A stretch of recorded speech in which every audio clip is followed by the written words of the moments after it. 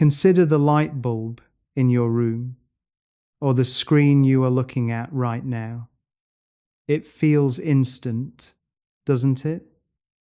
You flip a switch and the room floods with illumination. You touch a screen and it responds. We live our lives with the absolute certainty that cause and effect are simultaneous, that the moment we see something happen is the moment it actually happens. But this is a lie, a comfortable, biological lie that our brains tell us to keep us sane. In reality, you have never seen the present moment. Not once. Not ever. Even the light from the lamp in the corner of your room takes a tiny fraction of a second to reach your retina. It is a ghost of the lamp as it was a nanosecond ago. You are looking at your own hand, and you are seeing it as it was in the past. We live in a bubble of delay. Now, on Earth, that delay is so small, it doesn't matter. It is invisible to our nervous system. But as soon as we step off this rock, that delay stops being a quirk of physics and becomes a wall, a prison wall made of time. We measure the universe in light years, and the term is so common in sci-fi movies that we have forgotten what it actually means. We treat it like a mile or a kilometer, a distance to be crossed. But a light year isn't really a distance. It is a history book. It is a measure of how far behind the rest of the universe we are lagging. When we look up, we are not looking out, we are looking back. We are time travelers who can only look in the rear-view mirror. Let's start close to home, where the delay is merely annoying rather than existential. Let's look at the moon. It sits there, bright and familiar, our closest companion. The Apollo astronauts took 3 days to fly there. But light? Light makes the trip in 1.3 seconds. That seems fast. It's a heartbeat. If you were standing on the moon and you waved at your family on Earth, they wouldn't see you wave until 1.3 seconds later. If you were having a conversation over the radio, there would be a nearly 3-second gap of silence between every sentence, your voice going there and their answer coming back. It's the first hint of the isolation that defines the cosmos. That awkward pause, that tiny disconnect where you realize you are no longer sharing the exact same now as the people you love. But move out a little further to the sun, our star, the engine of all life, the thing that wakes you up in the morning. It is 93 million miles away. That sounds like a lot of miles, but in the currency of light, it is 8 minutes and 20 seconds. Now, ask yourself, if the sun were to suddenly vanish, if it were to just be out of existence right this second, what would you see? Nothing. You would see nothing change. You would still see the bright yellow disk in the sky. You would still feel the warmth on your skin. The flowers in the garden would still be photosynthesizing. The solar panels would still be generating electricity. For 8 minutes and 20 seconds, the Earth would continue to orbit a ghost. We would be smiling at a star that was already dead. We would be living in a history that no longer exists. And then, without warning, the darkness would arrive. The gravitational tether would snap, and we would fly off into the void. That 8-minute gap is the margin of our ignorance. It is the time it takes for reality to catch up to us. And this is just our front yard. This is the local neighborhood. as we move out to the planets, that time delay stretches from minutes into hours, and the psychological weight of it begins to crush us. The Think about Mars. We talk about colonizing Mars, about building cities there, about being a multi-planetary species, but we rarely talk about the silence. Depending on where Earth and Mars are in their orbits, a radio signal traveling at the absolute speed limit of the universe can take anywhere from 3 minutes to 22 minutes to cross the gap. Imagine you are an astronaut on Mars. Something goes wrong. A seal breaks. An alarm screams. You key your microphone and you scream, "Houston, we have a problem." And then you wait. You wait for your voice to cross the vacuum. You wait while the air leaks out. You wait while the panic rises. Even if the flight controller in Houston responds the very instant they hear you, it will take another 20 minutes for their voice to get back to you. That is 40 minutes of silence. 40 minutes where you are completely, utterly alone. You could be dead and buried before your plea for help even reaches human ears.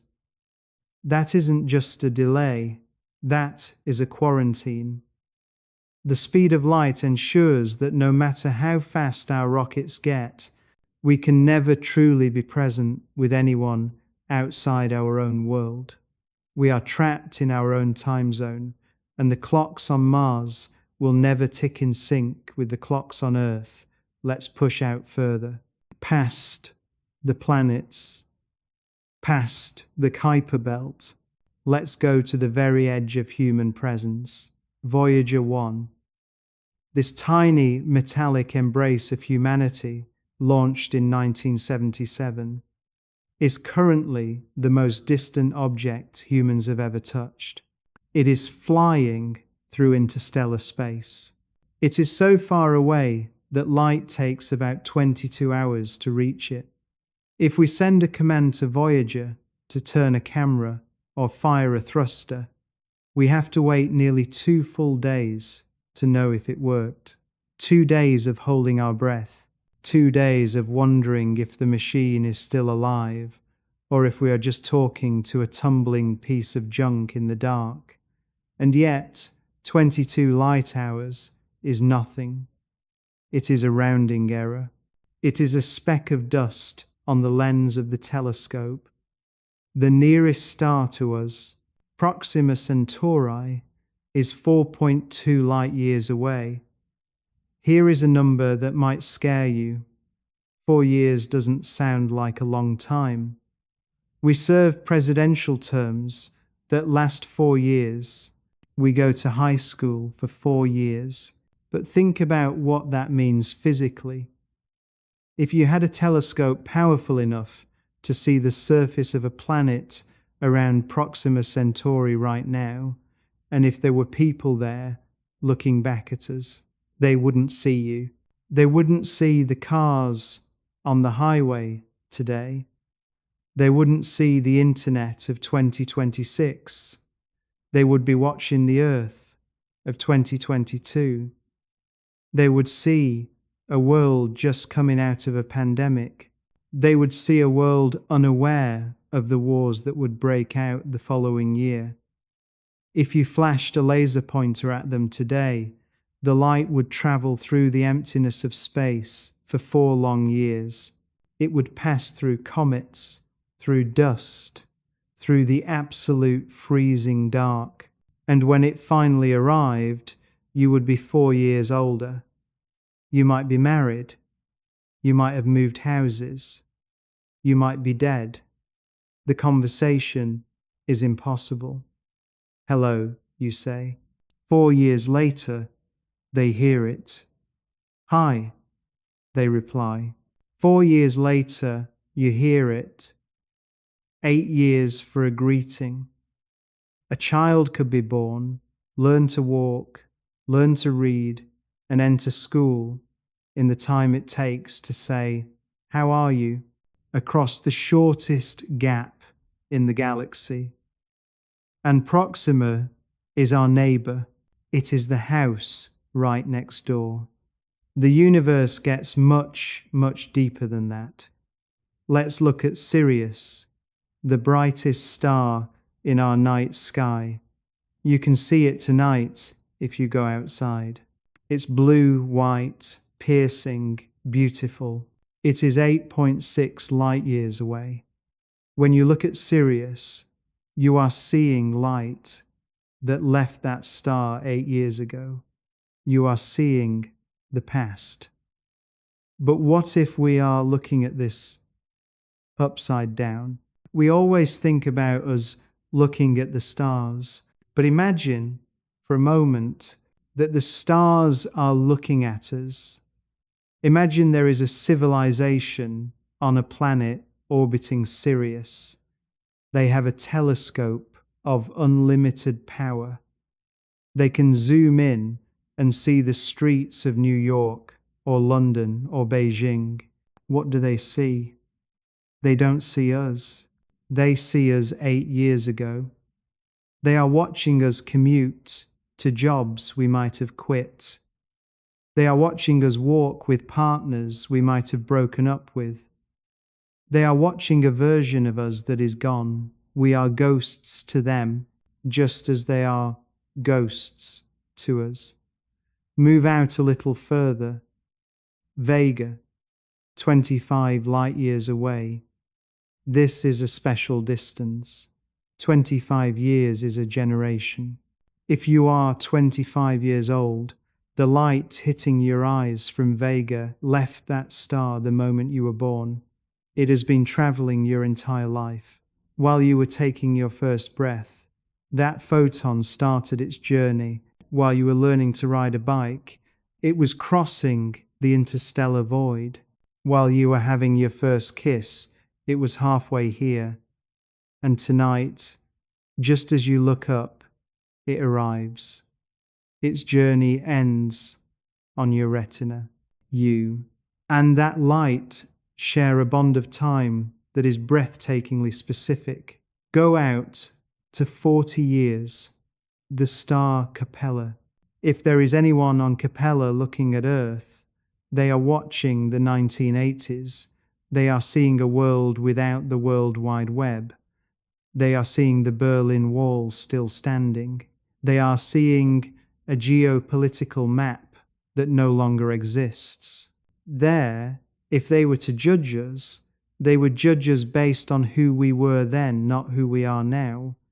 They would send a message to the Soviet Union, not knowing it has been gone for decades. This is the tragedy of the light year. It turns the universe into a museum. Nothing you see in the night sky is happening now. The stars are not static points of light, they are echoes. When you look at the constellation of Orion, you are seeing Betelgeuse as it was 600 years ago. It might have already exploded. It might have gone supernova 500 years ago, turning into a second sun in our sky. But the news hasn't reached us yet. We are admiring a corpse. We are writing poetry about a ghost. And this delay creates a profound sense of loneliness. It means that even if the galaxy is teeming with life, even if every star has a civilization, we are all trapped in our own temporal bubbles.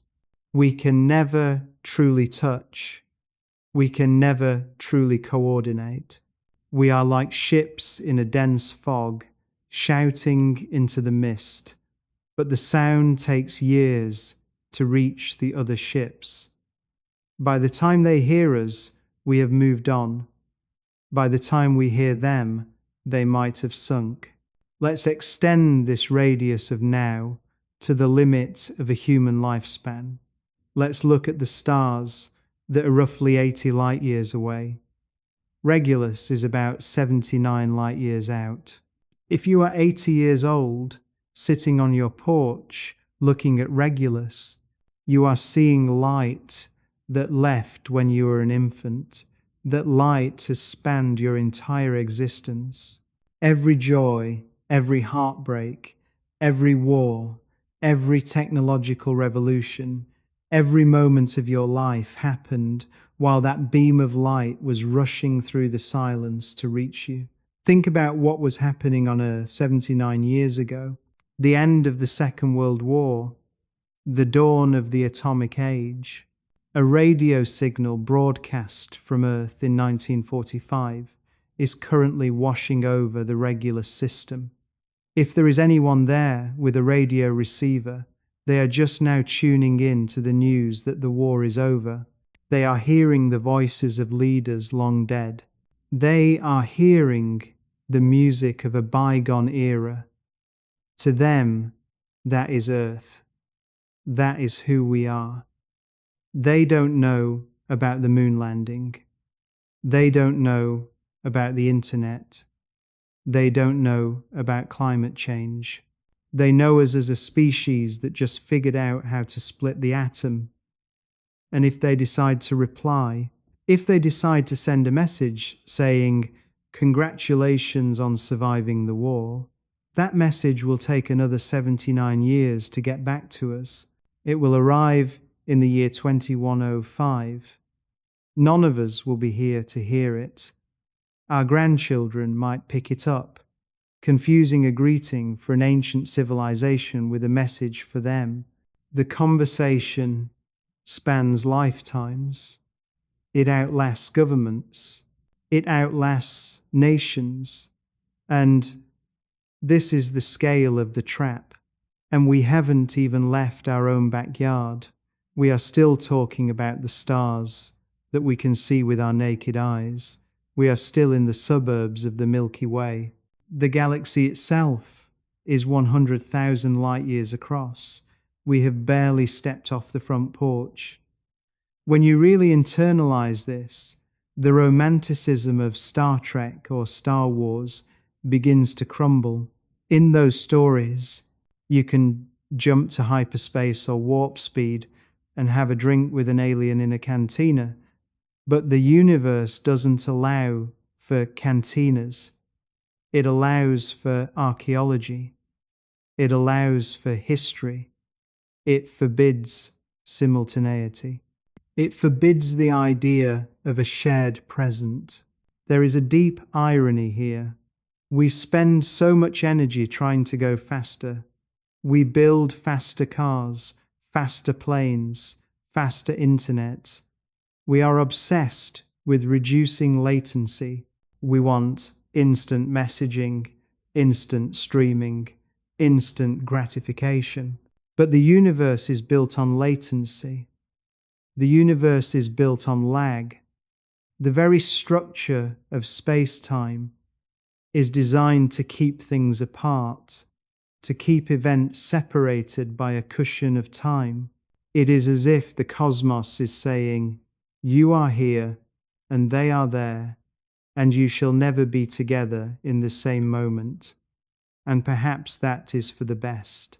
Perhaps the distances are a quarantine for our own protection, or perhaps they are a challenge, a reminder that if we want to connect with something, if we want to truly understand another being, we have to do it here on Earth, because this is the only place where the delay is short enough to meaningful. This is the only place where now is a shared experience. When you look into the eyes of another person, the light takes nanoseconds. That is as close to now as you will ever get. That is the only real-time connection in the universe. Everything else is a memory. Everything else is a ghost. As we push out past the 100 light-year mark, we leave the realm of individual human lifetimes and enter the realm of history. The signals expanding out from Earth are no longer just radio waves. They are the footprint of our civilization. We are surrounded by a bubble of noise, a sphere of our own making that is rushing outwards at the speed of light, carrying the story of humanity to the stars. And inside that sphere, the history of Earth is playing out in reverse for anyone watching from the outside. We call this the radio sphere, and it is about to get much, much quieter. Because just as we are starting to listen to the galaxy is starting to hear us. But what exactly are they hearing? And are we proud of the transmission? This brings us to a terrifying realization. We assume that if aliens look at Earth, they see us as we are today, advanced, digital, global. But they don't. As we travel further out, we travel further back. And the Earth they see is becoming unrecognizable. We are about to cross the threshold where the Earth goes dark, not because the sun went out, but because we hadn't yet learned to scream into the void. We are leaving the immediate neighborhood now. We are leaving the stars that have names we recognize. We are heading out into the spiral arms of the galaxy, where the distances become so vast that they stop being about time and start being about geology, about evolution, about the rise and fall of entire species.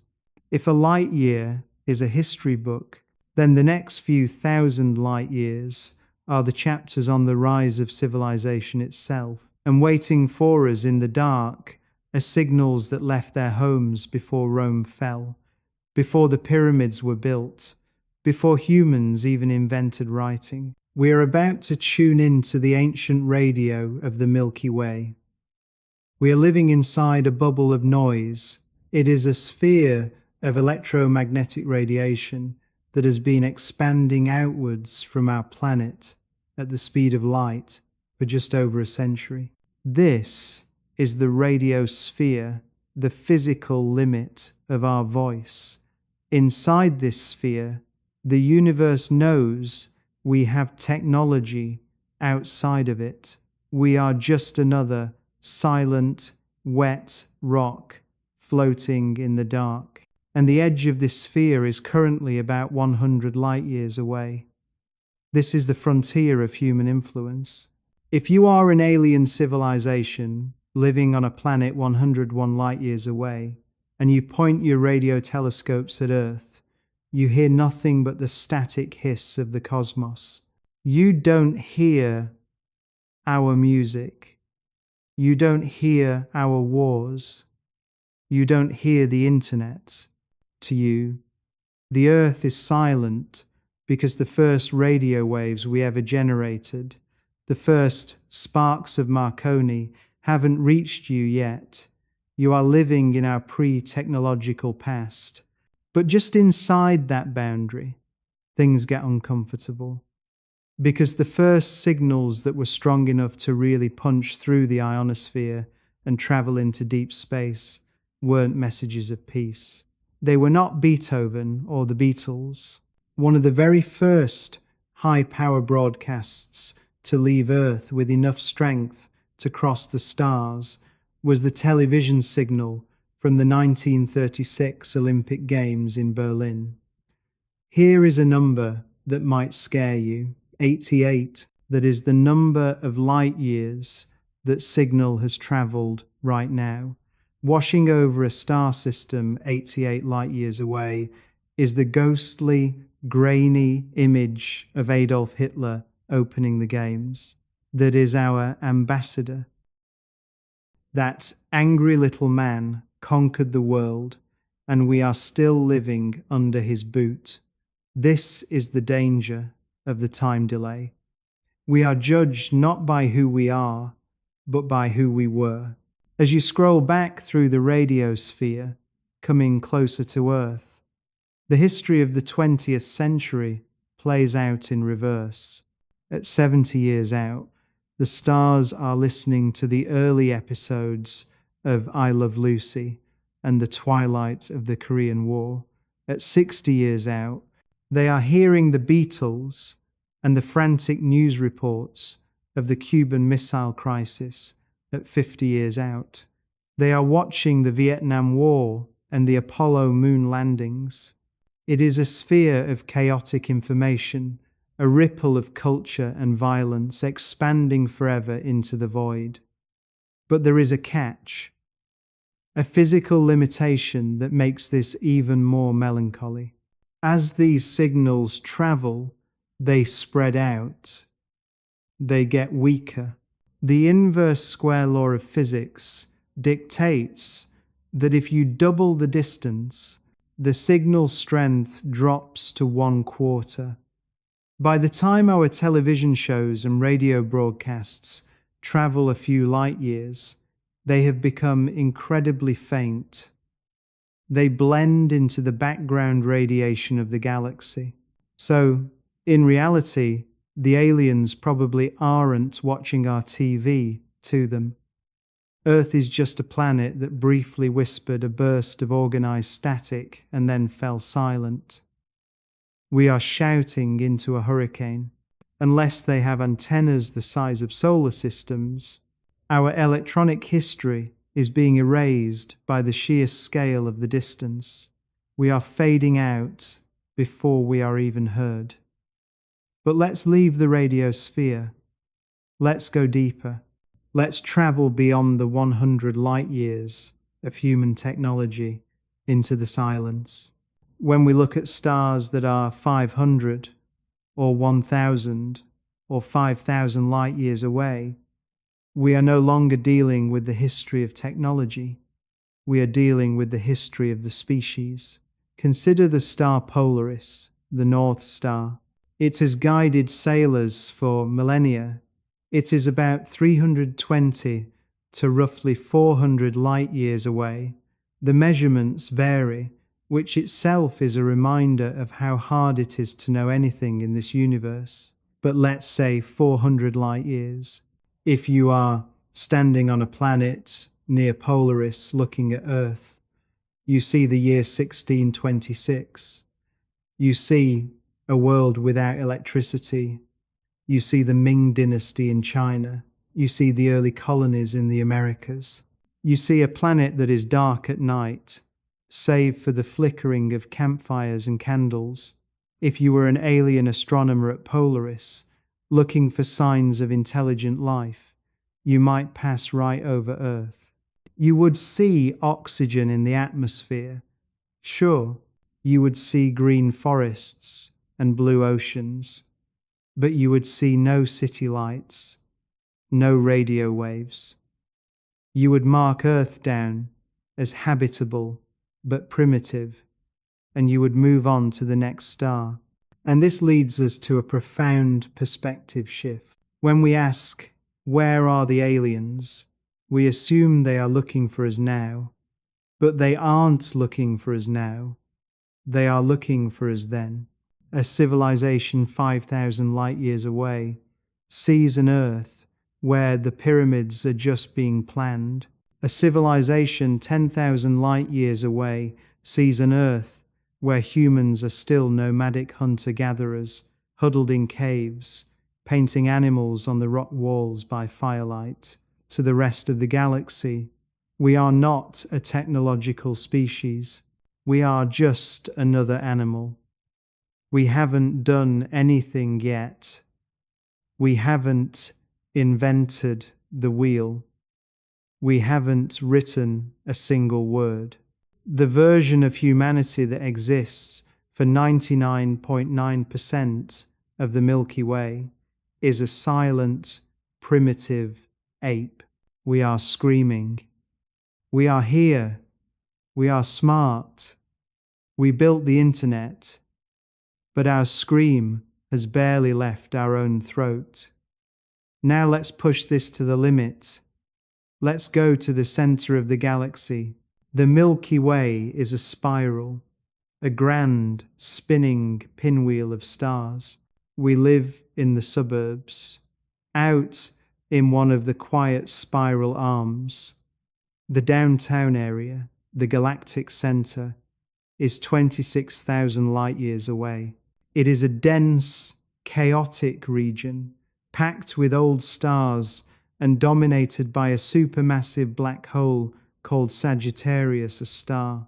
When you look toward the constellation of Sagittarius tonight, you are looking toward the center, but you aren't seeing it. You are seeing the light that left that center 26,000 years ago. Now, ask yourself, what were you doing 26,000 years ago? You weren't you. Humanity wasn't humanity, not really. We were in the depths of the last ice age. Glaciers covered much of North America and Europe. We were sharing the planet with Neanderthals. We were mastering the art of making stone tools. If there is a civilization at the galactic core, an ancient wise empire that has been watching the stars for millions of years, and they look at Earth right now, they see the ice. They see a frozen white world. They see small bands of fur-clad bipeds struggling to survive the cold. They do not see a species that is about to fly to the moon. They see a species that is barely hanging on. To them, the idea that Earth hosts a civilization is laughable. We are just potential. We are just a biological possibility that hasn't bloomed yet. This delay creates a terrifying problem for the idea of a galactic federation or a Star Wars-style empire. Science fiction loves the idea of a galaxy-spanning government. The emperor sits on a throne in the core and issues commands to the outer rim. But the physics of light makes this impossible. If the Emperor at the galactic core decides to tax the Earth, and he sends the message today, it takes 26,000 years to get here.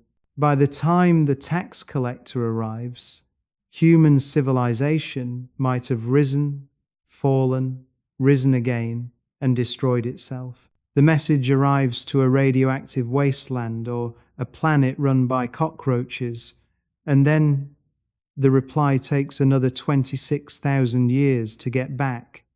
The round trip is 52,000 years. You cannot govern a galaxy. You cannot have a trade agreement. You cannot have a war.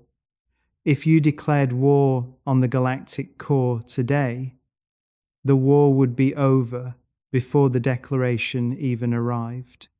The distances essentially break the concept of cause and effect on a political scale. The galaxy is not a single place. It is an archipelago of isolated islands, each trapped in its own time, forever out of sync with its neighbors. But what if we are looking at this upside down? What if the reason we haven't met aliens is not because they aren't there, but because they are already dead? This is the civilization window. Imagine that intelligent civilizations are like flashbulbs in a dark stadium. They pop into existence, they shine for a moment, maybe a few thousand years, maybe a million, and then they die out. They destroy themselves, or an asteroid hits them, or they just fade away. Now imagine looking at that stadium from the other side of the city. You see a flash, but that flash happened 10 minutes ago. You see another flash. That one happened an hour ago. The Milky Way is 100,000 light years across. That is the stage we are playing on. If a civilization on the other side of the galaxy, 100,000 light years away, invented radio, built incredible cities, solved all the mysteries of the universe, and then died out, we wouldn't know about it for 100,000 years. Their entire history, their rise and fall, could happen while the light is still traveling toward us. We could look up tonight and see a star that hosts a thriving empire, but in reality, That star went supernova 50,000 years ago and wiped them all out. We are making a wish on a graveyard. We are admiring a ghost. This brings us to the great silence. The Fermi paradox asks, where is everybody? But the answer might just be that we are missing each other in the time stream. The universe is 13.8 billion years old. Humans have been looking at the sky with technology for maybe 100 years. That is a B. It is less than a B. It is a nanosecond.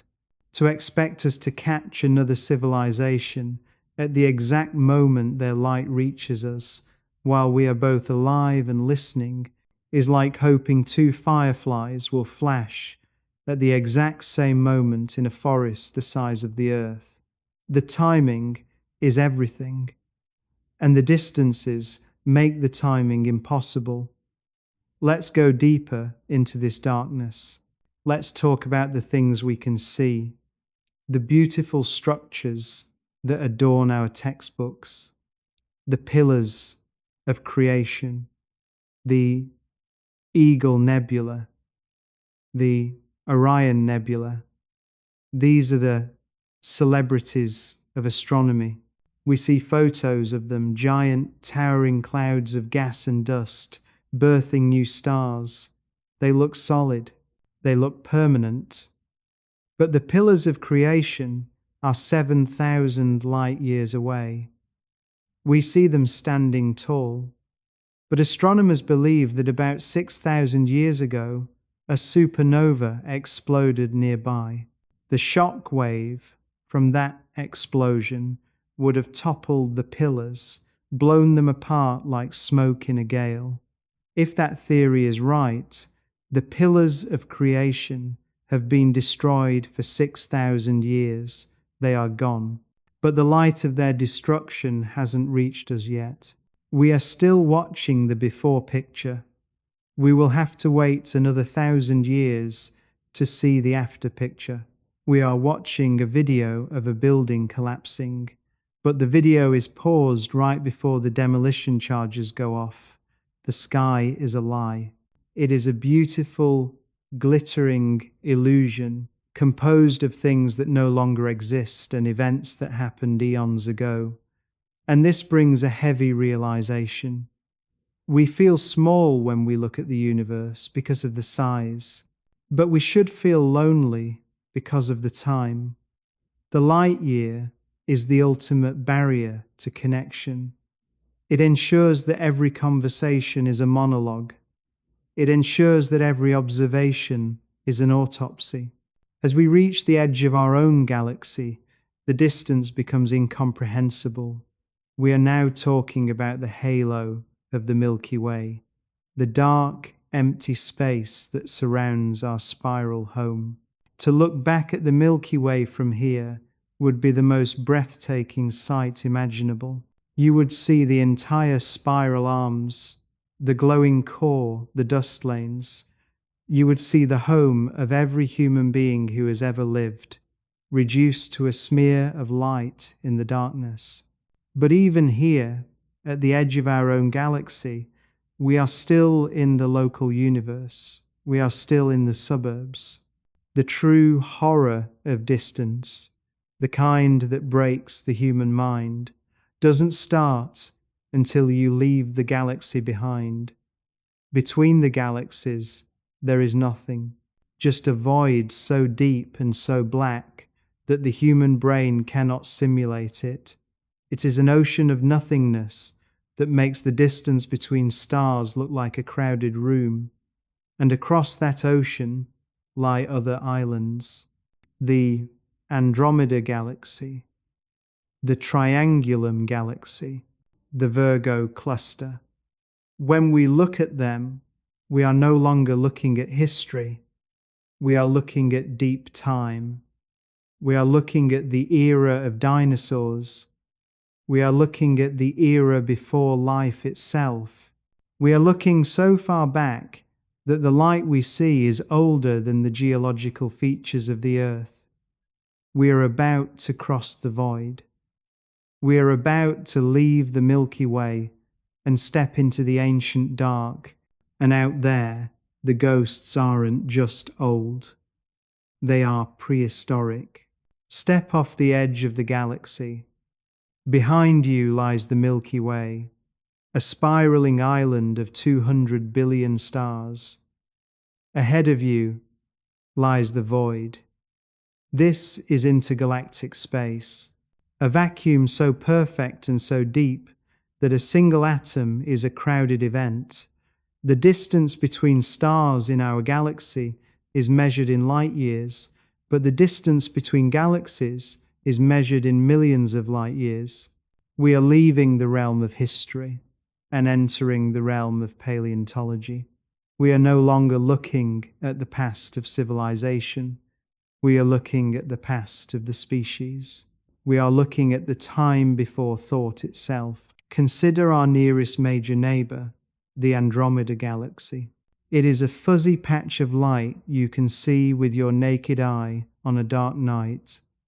It looks like a small cloud, but that cloud is a city of 1 trillion stars, and it is 2.5 million light years away. 2.5 million years. When the light striking your retina tonight left Andromeda, humans did not exist. There were no cities. There was no language. There was no fire. Our ancestors were Homo habilis, small, hairy hominids wandering the plains of Africa, just beginning to figure out that if you bang two rocks together, you get a sharp edge. That is the now of Andromeda. If there is a civilization there, pointing a telescope at the Milky Way, they do not see the Great Wall of China or the pyramids. They see the African savanna. They see a world of wild animals. They see a planet that looks ripe for the taking, unaware that in the time it took them to watch, a species has risen, built nuclear weapons, and fundamentally altered the atmosphere. This is the great deception of the night sky. It feels like a roof, a single dome covering us all, but it is actually a deep vertical shaft of time. The further you look, the deeper you fall. Andromeda is actually close. It is in our local group. If we push out further to the Virgo cluster, we are looking at light that has been traveling for 60 million years now. Ask yourself, what does the Earth look like from 60 million light years away? It looks like Jurassic Park. If there is an astronomer in the Virgo cluster zooming in on Earth, they are not seeing us. They are seeing the very end of the age of dinosaurs. They are seeing a world of lush tropical forests and giant reptiles. They are watching the asteroid that killed them as it is still tumbling through space, unaware that it has already hit, already wiped them out, and that the mammals have already taken over. To them, the dinosaurs are alive. To them, the T-Rex is the dominant species on Earth. The light from your face, the light from this screen, hasn't even covered 1% of the distance to them. We are not just invisible, we are theoretically impossible to see because the news of our existence hasn't arrived yet. This leads us to a haunting realization about the search for extraterrestrial intelligence. We are always listening for radio signals. We are always looking for Dyson spheres. But the universe is 13.8 billion years old. The window of time that humanity has been capable of sending a signal is barely a century. Here is a number that might scare you. 99.999%.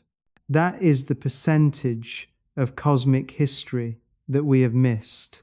If the universe were a 24-hour clock, humans appeared in the last second of the last minute. We are late to the party.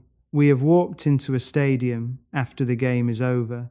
and we are wondering why the seats are empty. When we look at the Hubble Deep Field, that famous image where the telescope stared at a patch of empty black sky and found thousands of galaxies, we are looking back billions of years. Some of those galaxies are 10 billion light years away. We are seeing them as they were when the universe was a toddler. We are seeing young, violent, blue galaxies full of exploding stars. But here is the kick. Many of those galaxies don't exist anymore. They have merged with other galaxies. Their stars have burned out. Their black holes have evaporated or grown silent. We are looking at a photo album of ghosts. If you could snap your fingers and see the universe as it is right now, instantly, without the light delay, the sky would go dark. Most of the stars you see would vanish. The structures would be different. The universe we see is a hallucination caused by the slowness of light. We are surrounded by the phantoms of things that died eons ago. It raises a question that chills the blood. Is the universe full of life, or is it full of the memories of life? Imagine a forest where fireflies live, but these fireflies only flash once in their entire lives, for just 1 second, and then they die. And the forest is so big that it takes an hour for the light from one side to reach the other. You could be standing in that forest, watching flashes of light everywhere. Look, you say, it's full of fireflies. But you are wrong. That flash over there happened an hour ago. That one happened 30 minutes ago. By the time you see them, the bugs are dead. You are standing in a graveyard that looks like a disco. This is the temporal solitude of the cosmos. It is possible, perhaps even probable, that civilizations rise and fall all the time, but they are separated by such vast oceans of time and space that they never overlap. We are the only firefly flashing right now in this corner of the woods. The others flashed 1,000,000 years ago, or they will flash 1,000,000 years from now.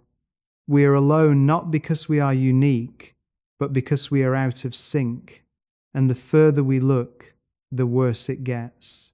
We are now reaching distances where the expansion of the universe itself begins to play a role. Space is not static, it is stretching. The galaxies are not just sitting there, they are rushing away from us. And the further away they are, the faster they are moving.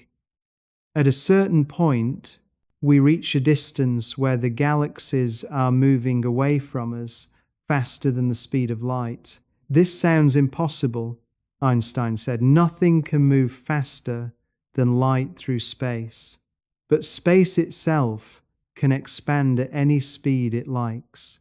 It is carrying the galaxies away like leaves on a rushing river. This means there are parts of the universe that are permanently cut off from us.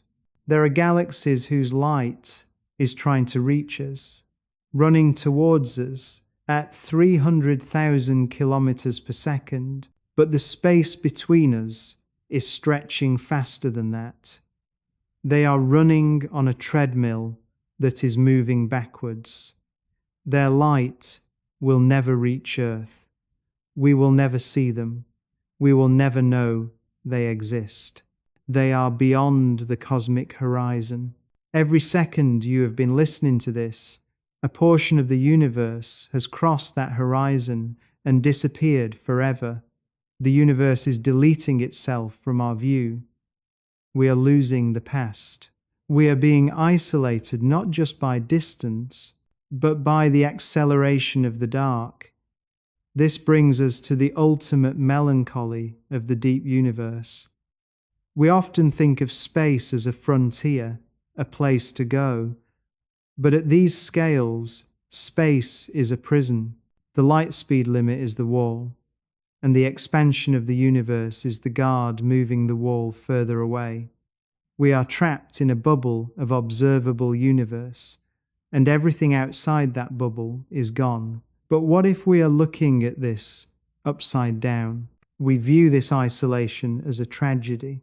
We mourn the fact that we can't talk to the galaxy in Andromeda. We mourn the fact that we can't see the universe as it is now. But perhaps this blindness is a mercy. If we could see the universe as it truly is, if we could see the violent, radioactive, chaotic reality of the cosmos in real time, it might be terrifying. We are shielded by time. The light years act as a buffer. When a star explodes 1,000 light years away, we don't get the radiation blast today. We get a pretty light show 1,000 years later. The delay dilutes the danger. It turns catastrophe into scenery. We are safe in our little pocket of time. The silence of the universe is not an empty silence. It is a protective silence. It is the quiet of a library where the stories are all old and can't hurt you anymore. And yet, there is something in the human spirit that refuses to accept this.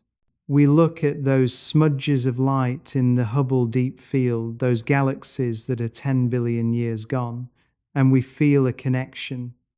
Why? Why do we care about a cluster of stars that died before the Earth was born? Because we are made of them. The carbon in your right hand, the iron in your blood, the calcium in your teeth. All of it was forged in those ancient ghosts. We are looking at our ancestors. When you look at a galaxy 10 billion light years away, you are looking at the furnace where the atoms of your body were constructed. You are looking at your own origin story. The distance is vast, yes. The time is crushing, yes.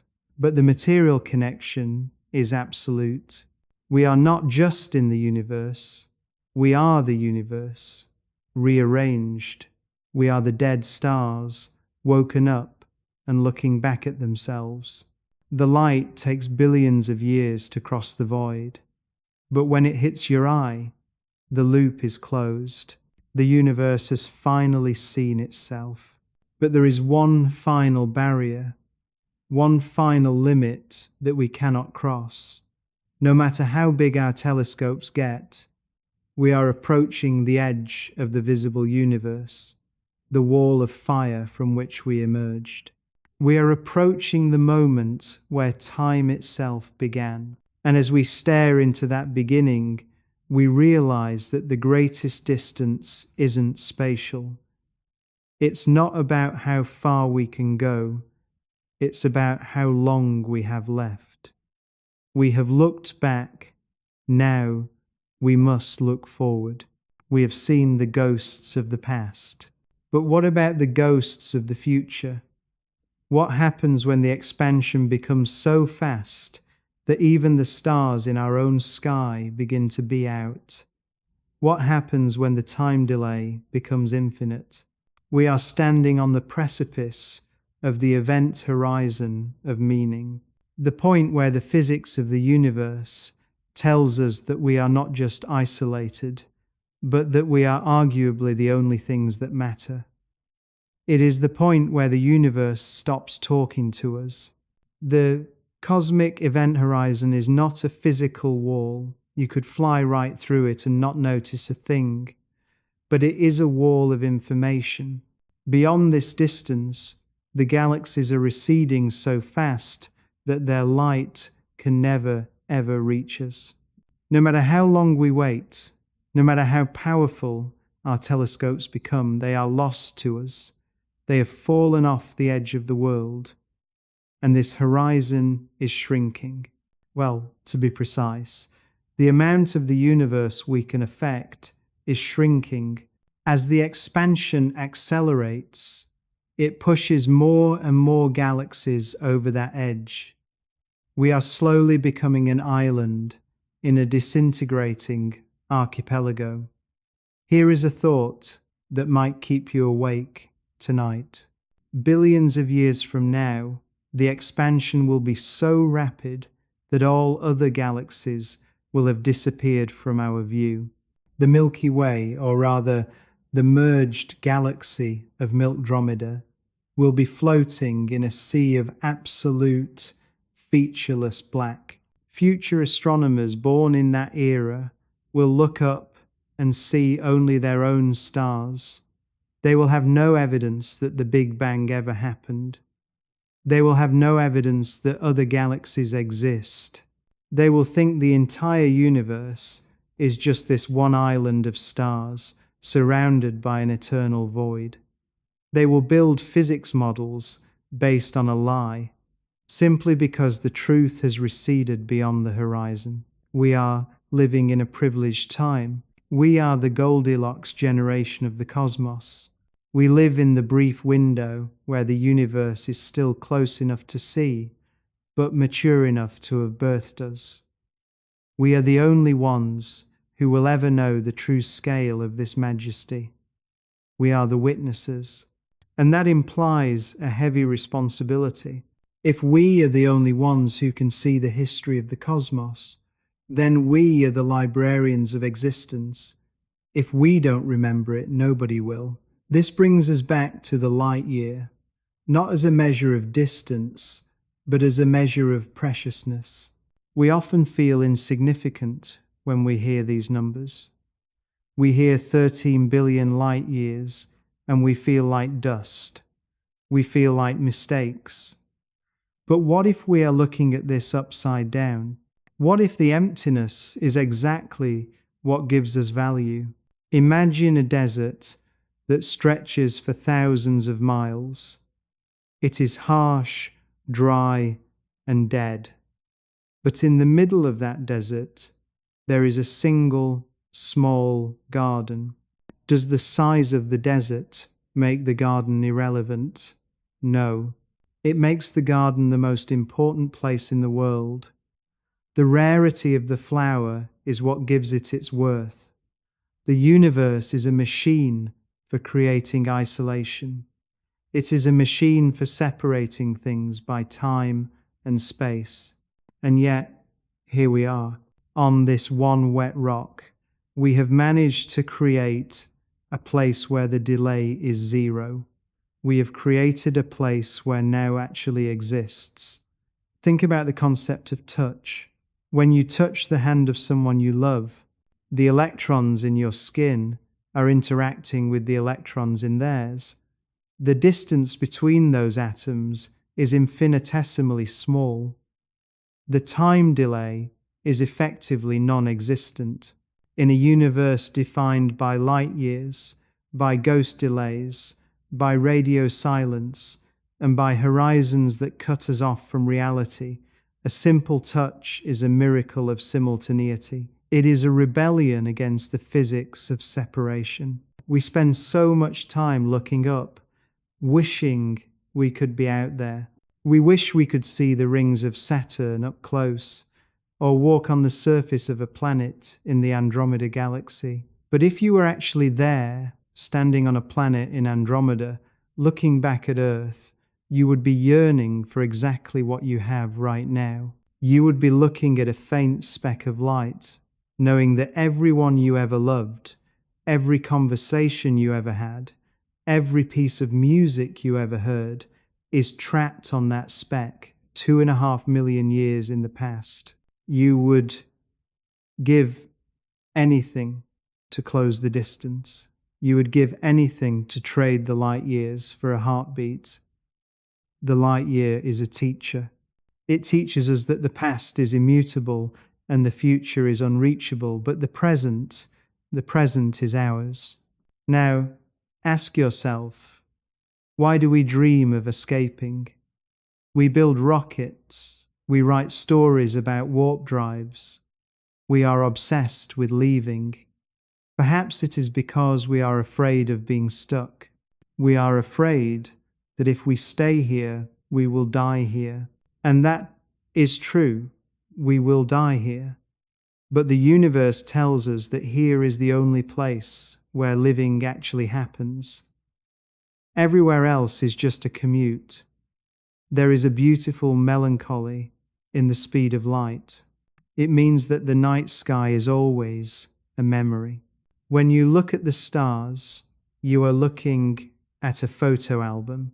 You are seeing the universe as it was, not as it is.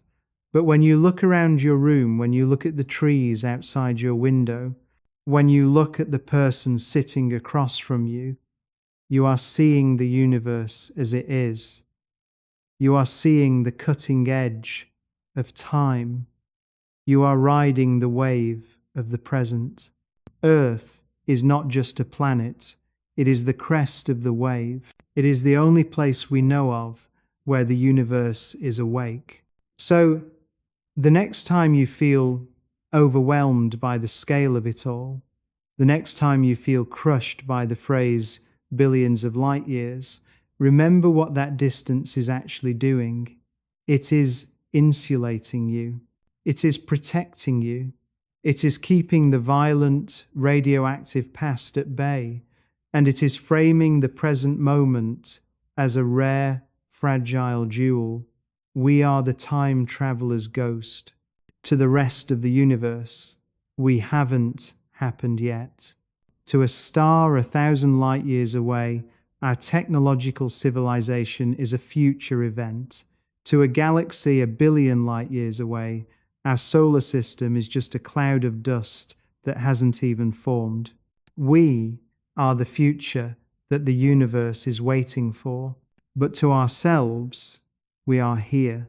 The light from the stars has traveled across the terrifying void. It has dodged nebulae, skirted black holes, and traversed the empty distinctness between galaxies. It has traveled for millions of years, crossing distances that break the human brain, just to do one thing: to hit your eye, to be seen, to be acknowledged. The photon ends its journey on your retina. The story that began in the heart of a dying star 1 million years ago ends with a neural impulse in your brain. You are the destination. You are the harbor where the light finally docks. Do not feel small because the universe is big. Feel important because the universe is waiting for you to witness it. The distances are vast, yes. The silence is deep, yes. But that only means that the sound of a human voice speaking in a quiet room is the loudest, most significant thing for 1 trillion miles. We are not lost in the dark. We are the only ones holding the candle. And the light from that candle doesn't need to travel light years to be seen. It just needs to shine on the face of the person standing next to you. That is the only journey that counts. The rest is just history waiting to arrive.